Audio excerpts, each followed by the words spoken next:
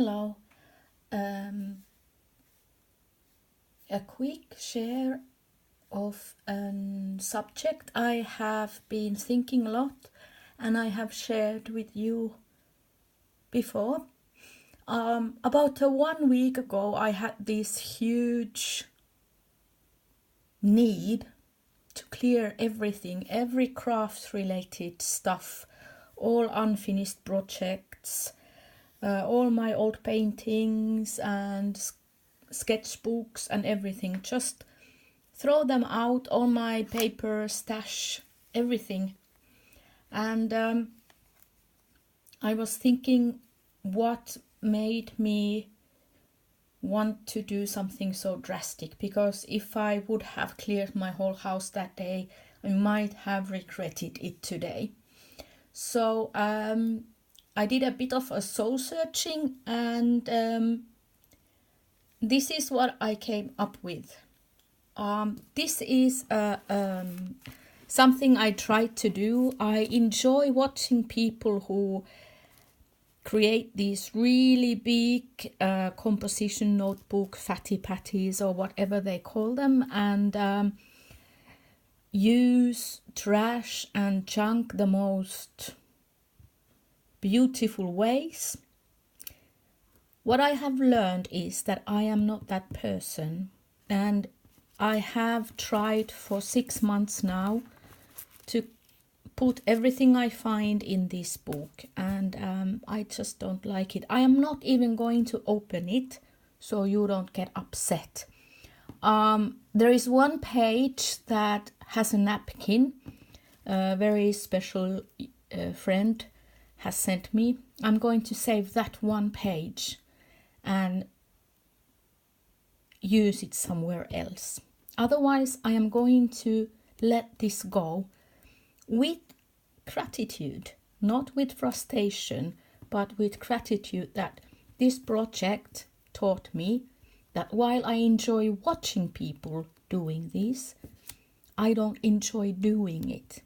And until I find my own enjoyment or my own way doing this, I don't need to keep this particular item, because space is a limit in my house, and at this moment I have 5 other composition notebooks that I haven't started.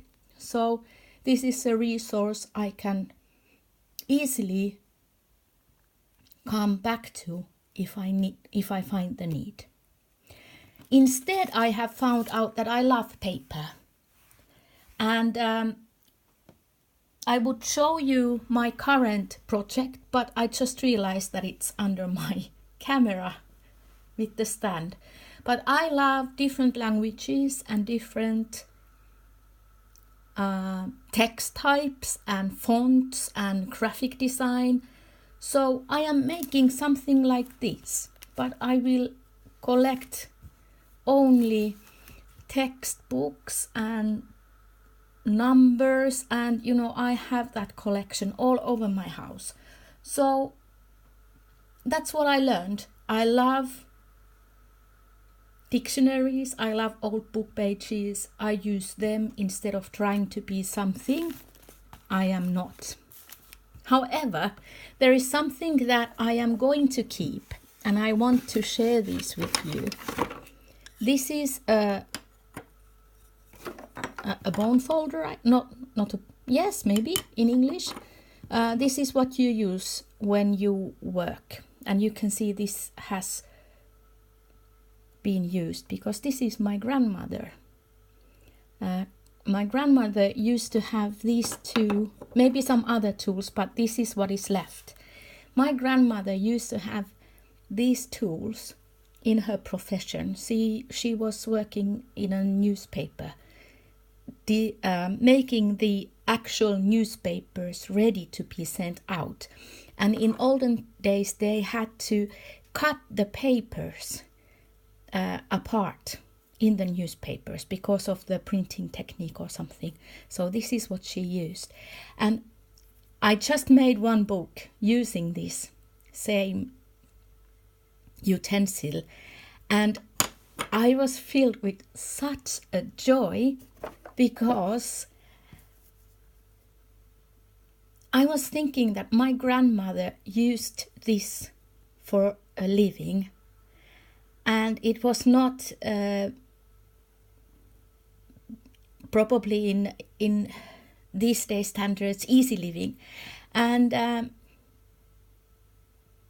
I am so privileged that I can use the same utensil when I'm making arts or crafts for fun, and that fills me with such a huge joy of generations and women before me and behind me in my lineage, that this is my treasure, and whenever I use it, I'm happy. I'm in tears right now because, you know.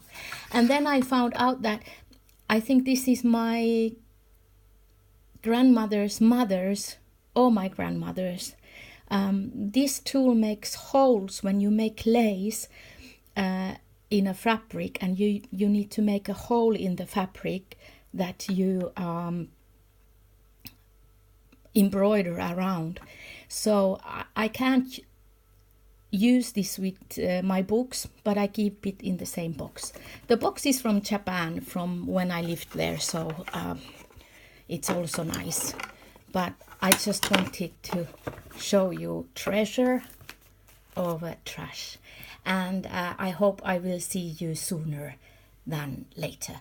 And if the picture is dark, I'm sorry, it's because it's winter time and it's dark. But I still try to make these videos, so I will see you in a later time.